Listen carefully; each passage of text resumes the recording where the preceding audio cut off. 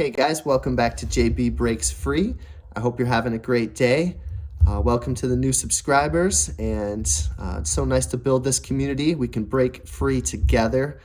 It is my life's purpose, my life's goal, or at least one of them, and I love having that purpose. Purpose fills my days with just so much excitement and opportunity to improve in all areas of my life. I love this freedom mission. It's been the best thing for me, and I hope you're doing well on your journey also. We got a big snowstorm here in central New York. Did a little snow blowing this morning, made $30, put it in the Freedom Fund. I'm not going to do any Instacart today. On the big snowstorm days, I don't really do it.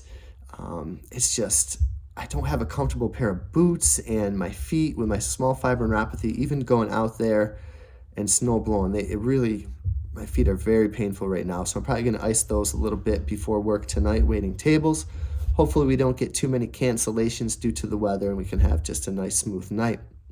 I do want to get into today about a minimalist mind and how to declutter. This was one of the first things that set me off on my path to freedom.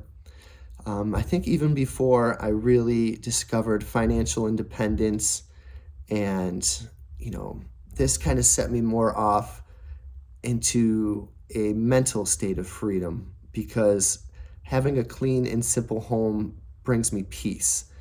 Having a minimalist look, a clean drawer, a clean flat surface like a counter or a desk, it brings me joy. And messy rooms, I feel like there's just more clutter and it's just not as peaceful. Now, I live in a house with my 2 8-year-old daughters and my wife, who are not complete minimalists, and that's for darn sure.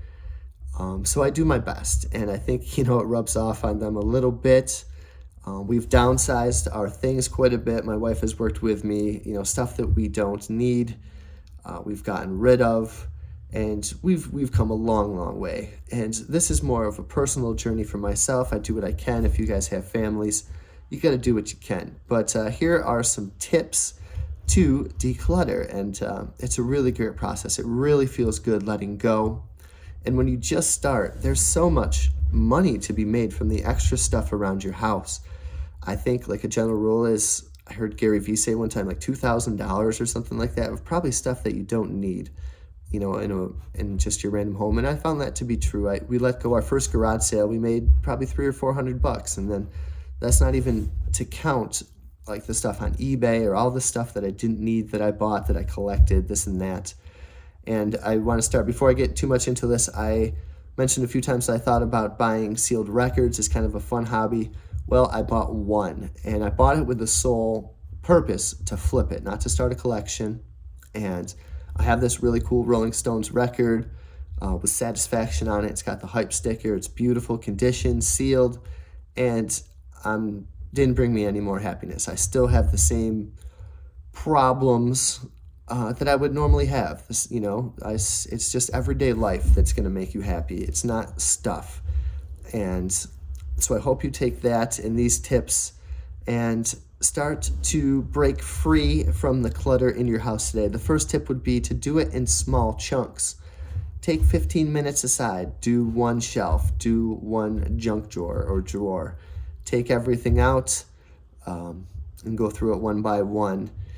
Sometimes a room or a whole closet can seem overwhelming, but one technique to do is to do it in small chunks. The opposite technique would be to set aside a couple hours to do it. It's a different strategy. Set aside a morning or a few hours to knock out a room or a closet.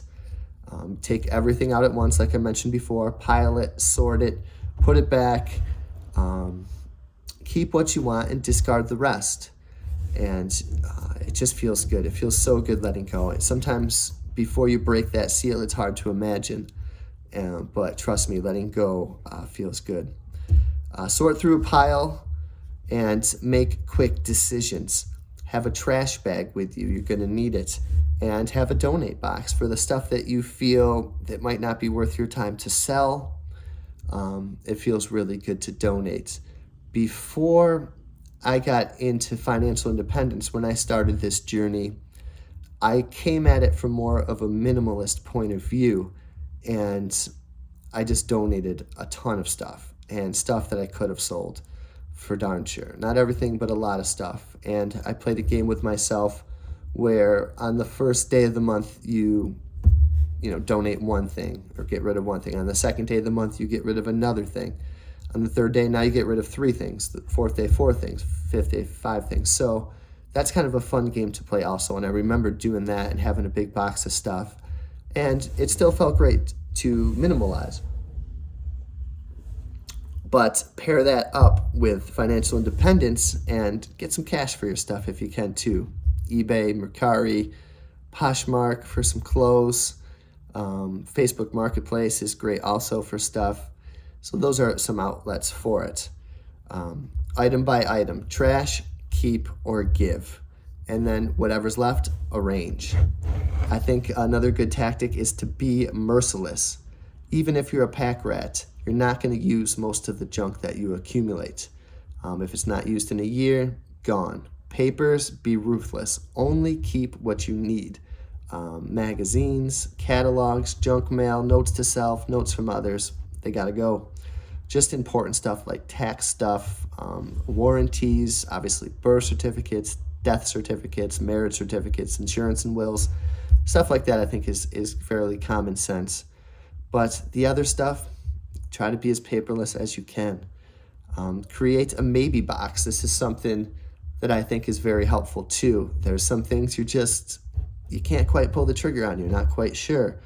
Put it in a box, label it, store it in a garage, basement, or attic, and then revisit that box in 6 months or a year. And most likely you'll never open that box again. And time to let it go. Create a system to keep the clutter from forming again. You're never going to be perfect, but if you're mindful with the things that you bring into the house and you're mindful with the stuff that you store, it's going to work out a lot better for you. I try to keep that strategy down to just fairly bare bones. There's not many material possessions that are outside of our basic living necessities that I have. I keep a couple things. I'd like to collect, like a record, a pin, a baseball card. I just keep one of each to look at because that stuff does not make my day any more better or joyful or happy. I'm not deriving happiness from that. And I'm trying to find happiness in other places, and that's through minimalism. And I just love a plain, nice look. It's so calming to the mind. And celebrate, no matter how small. Your victory, you did a good job. You've taken a step, your first step. And this is a process. It's not going to happen overnight. Come up with your own technique, your own way to do it. If you're going to do it now in the winter, start setting aside some stuff for a garage sale and look forward to that day. Garage sales are fun. You get to talk to the people and kind of haggle with them a little bit, and it is really nice to get a few extra bucks in your pocket, put that towards your freedom fund, your debt-free fund, anything that you can think about, and admire the simplicity in your house. Stick with it. It's helped me, stay on top of dishes. I like the simplicity of the kitchen counters. My part of the bedroom is pretty neat, my drawers, and you really will find a lot of peace and take steps towards freedom if you follow this how-to guide on how to declutter. Let me know how you are decluttering, if you need to declutter, how you feel after you declutter. If you're hesitant to declutter, let me know how you're doing on your break-free journey. We're in this together. We're going to do it. I hope you have a blessed, warm day, and I will see you guys tomorrow.